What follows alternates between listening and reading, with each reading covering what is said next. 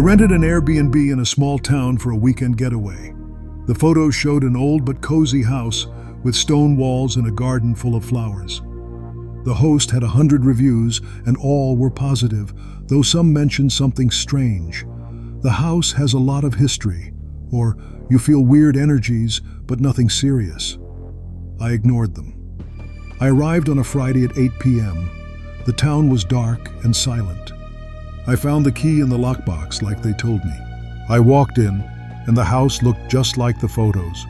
Spacious living room, fireplace, small kitchen, 2 bedrooms. But there was something that wasn't in the photos. A door at the end of the hallway, small, made of dark wood, with an old lock that required a big key.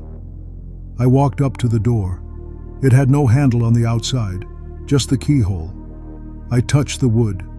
It was cold, much colder than the walls of the house. I tried pushing it open. It didn't budge. I tried pulling. Nothing. I thought it was a basement or a crawl space, but the listing photos didn't mention any extra room. I left my bag in the main bedroom and made some dinner. While I ate, I checked the listing again on my phone. I read all the reviews more carefully. One said, "The host asked us not to open the back door. We didn't ask why." Another said, "We heard banging behind that door all night. We left at 3 a.m. Another said, "There's something trapped in there, something that wants out." I felt a chill. I should have left right then, but I had already paid and it was late. I thought they were just nervous people exaggerating. Around 11 at night, I went to bed. The house was completely silent. No cars, no dogs, no wind, nothing. I closed my eyes and tried to sleep. After a little while, I heard a soft sound. It came from the hallway. It was a scraping noise, like someone running their hand over the wood of that door. I opened my eyes and stared at the ceiling. The sound continued for several minutes. Then it stopped. I closed my eyes again. Then I heard something worse. A sigh. Long, deep, like someone who had been trapped for years. I got out of bed and walked barefoot to the hallway. The back door was there, same as before, closed. I walked closer and pressed my ear against the wood. On the other side, I only heard silence. A silence too perfect, like there was no air on the other side. I touched the wood. It was colder than before, so cold it burned. I pulled my hand away fast. On my fingertips, there was a white mark, like the wood had stolen my warmth. I stepped back. Then the door creaked. It didn't open, but it creaked, like someone on the other side was leaning all their weight against it. I went back to my bed and covered myself with the sheets up to my head. An hour passed in silence. I thought it was all over. But at 3:33 in the morning, my phone buzzed on the nightstand. It was a text from an unknown number. It said, "Can you hear me?" I didn't reply. Another text. "I've been behind this door for a long time." Another. "The host left me here. He said someone would come for me." My hands were shaking. I typed, "Who are you?" The reply took a few seconds. It said, "Open the door and you'll find out." I froze. I didn't want to open that door, but something inside me was pushing me to do it, like it wasn't my choice. I felt my feet moving on their own toward the hallway. My hands reached out for the door without me deciding. I touched the wood again. This time it wasn't cold. It was hot, like there was a fire on the other side. I heard the voice again, but not from my phone.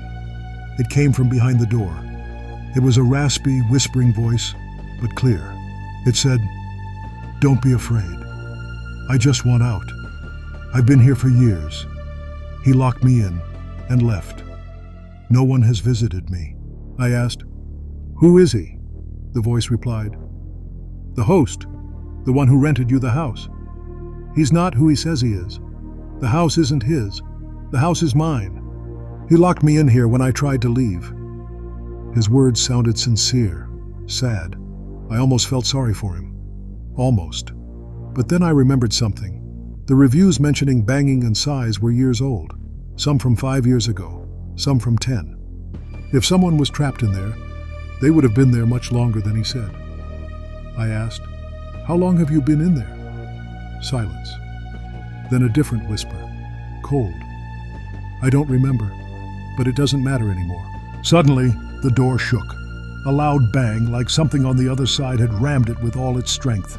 The wood creaked but didn't give. Another bang. Another. The wall around the door started cracking. Small cracks appeared in the plaster, like something was pushing from inside. I backed up to the end of the hallway. The bangs continued, each one louder than the last. I heard the voice again. But now it wasn't whispering, it was shouting. Open! Open! Now! I ran to the bedroom, grabbed my keys, my phone, my bag, and ran out of the house without putting on shoes.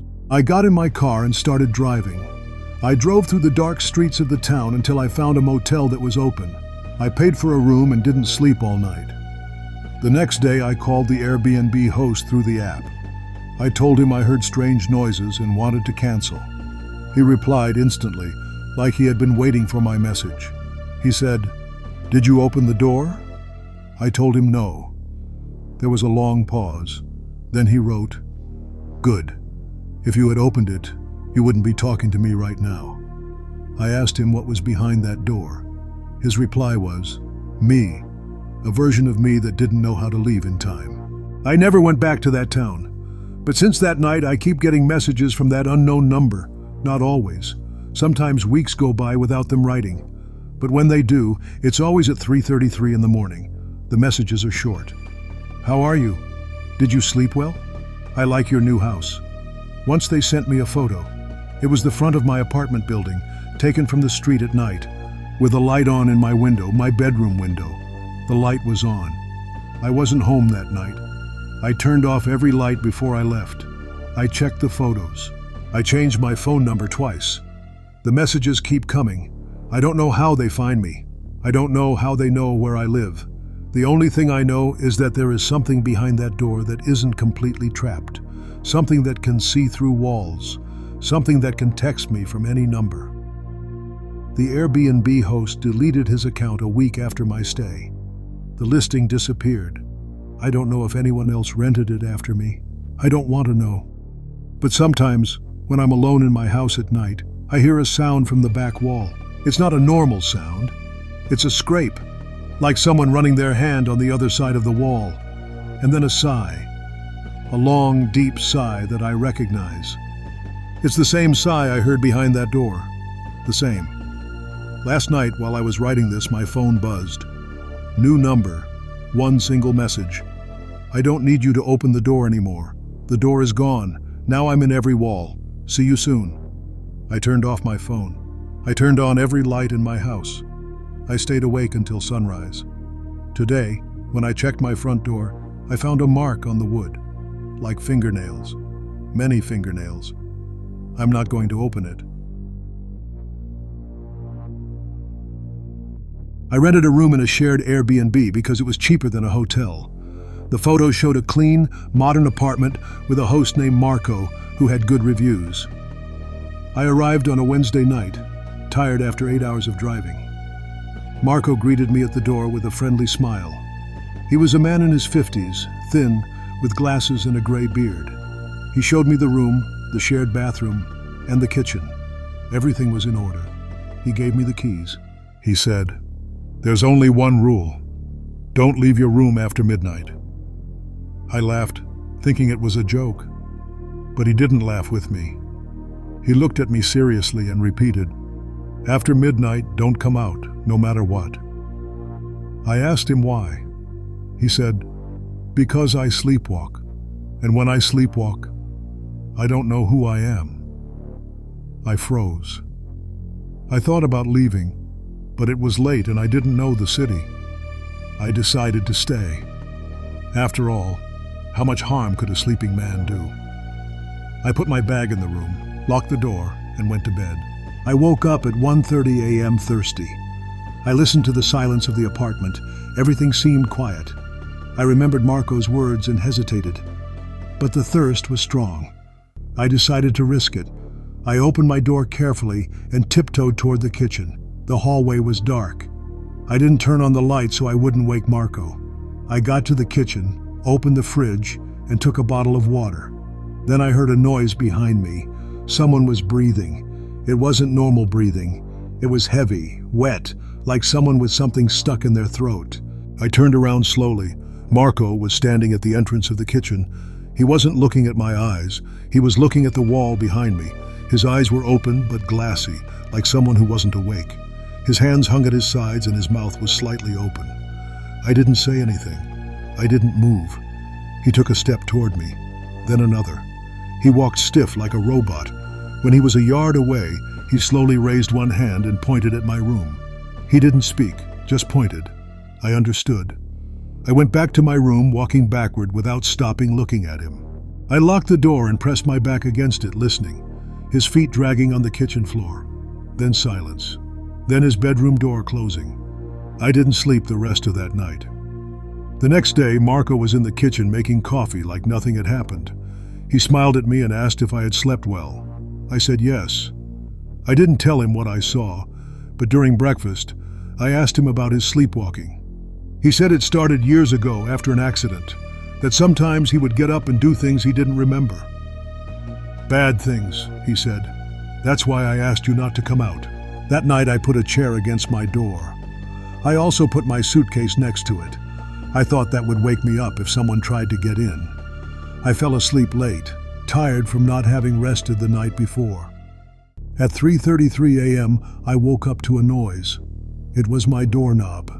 Someone was turning it slowly. The chair creaked against the door. They stopped turning it. I heard breathing on the other side, the same heavy, wet breathing from the night before.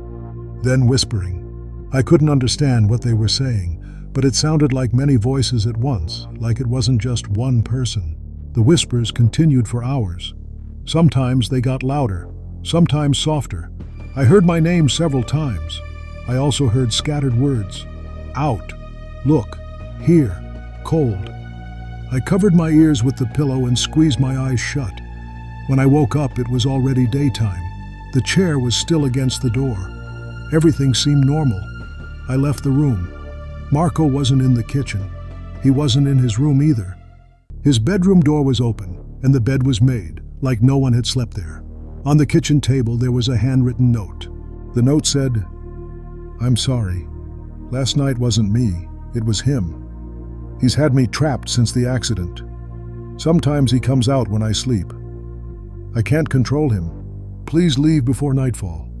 I can't promise that tomorrow he'll let you go." I read the note 3 times. My hands were shaking. I grabbed my keys and my bag. Just as I was opening the apartment door, I heard Marco's voice behind me. It came from his closed bedroom. It said, "Leaving already? What a shame. We were just getting to know each other." His voice sounded different, deeper, slower. I didn't wait to see more. I ran out of the apartment, down the stairs, and got to my car. As I started the engine, I looked up at the window of Marco's apartment. The living room light was on, and in the window, pressed against the glass, was a face. It was Marco, but it wasn't the same Marco who had greeted me. His eyes were completely black. His mouth was smiling in a way that didn't look human. He raised one hand and waved at me slowly. Then the window went dark. I drove for 3 hours without stopping until I reached another city. There I found a hotel and paid for 2 nights in a row. The next day, I checked Marco's Airbnb reviews again. Most were good, but there were 3 that caught my attention. One said, "I left in the middle of the night without saying anything. I can't explain why." Another said, "Marco is nice, but something in the apartment isn't right. I wouldn't go back." The third was longer. "I rented for a month. I lasted 2 weeks. One night, Marco came into my room while I was sleeping. His eyes weren't white, they were black. He whispered in my ear, 'This isn't your house, leave.' I left the next day. I canceled my remaining reservation through the app. Marco messaged me through the app minutes later. He said, 'Why did you cancel? Did I do something wrong? Was it the sleepwalking?' I didn't reply. He messaged again. 'He told me you left because you saw him. I'm sorry. He's very curious. He wants to know about you. He wants to know where you live.' I blocked Marco on the app. I changed my phone number. But sometimes, when I sleep at a friend's house or in a hotel, I wake up at 3:33 a.m. hearing heavy breathing outside my door. I open my eyes and see the doorknob turning slowly. The worst part is that I've started having strange dreams. Dreams where I'm in Marco's apartment, but Marco isn't there. He is there. The other one. He walks through the hallways with black eyes staring at me. In the dream, I try to run, but my feet won't respond. He walks closer and whispers in my ear, "You don't need to come back. I already got out." I wake up sweating cold. The last few nights I've noticed something worse. When I look in the mirror in the morning for a second, my eyes look different, darker. Then they go back to normal. But that second is enough. Last night I got a text from an unknown number. It said, "Hi, it's me. Marco isn't here. It's just me. I want to tell you that I enjoyed meeting you. I enjoyed watching you sleep. I enjoyed hearing you breathe. That's why I looked for you. Don't be angry. Someday we'll see each other again. Maybe when you fall asleep and I walk, or maybe when I fall asleep and you walk. I haven't decided yet, but I will find you. I promise I will find you." I turned off my phone. I put it in a drawer. I stayed awake until sunrise watching my bedroom door. The doorknob didn't move, but something else moved. Something in my chest. Something that smiled. I found an amazing Airbnb, a glass cabin in the middle of the woods, perfect for a vacation getaway. The photos showed glass walls, a transparent ceiling to see the stars, and a wood-burning stove. The host had 50 reviews with 5 stars. The description said, "Minimalist cabin built on a concrete foundation. There is no basement." That last sentence seems strange to me. Why clarify that there's no basement? I thought it was an inside joke with other guests. I didn't think much of it. I booked it for a week. I arrived on a Saturday afternoon. The cabin was exactly like the photos. Beautiful, surrounded by trees, completely silent. Inside, everything was white and gray, with modern furniture and a fully equipped kitchen. I spent the afternoon reading on the couch, watching the woods through the glass. When night fell, I lit the wood stove and made dinner. Everything was perfect, until I went to the bathroom. The bathroom was at the back of the cabin, next to the bedroom. While I was washing my hands, I noticed something strange on the floor. There was a line in the concrete, a straight line, like someone had cut the floor with a saw. I bent down to look. It was a perfect crack, about 6 feet long, forming a rectangle, like a door in the floor. I touched the line with my fingers. It was cold, much colder than the rest of the floor. I tried to lift the concrete rectangle, but it didn't budge. I thought it was an expansion joint or something from the construction. I forgot about it and went to sleep. The bed was comfortable and the glass ceiling showed a sky full of stars. I fell asleep fast. I woke up several hours later, not knowing what time it was. Something had woken me up. A noise. It came from below, from under the floor, like someone walking in a basement. But the host had said there was no basement. I sat up in bed and listened carefully. It was slow, heavy footsteps, going back and forth.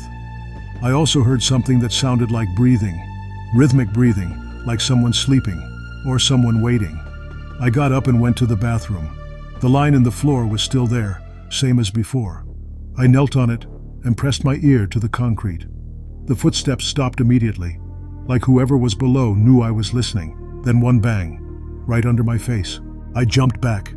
My heart was beating so loud I could hear it in my ears. I waited several minutes in silence, staring at that line in the floor. Nothing else happened. I went back to bed, but I couldn't sleep.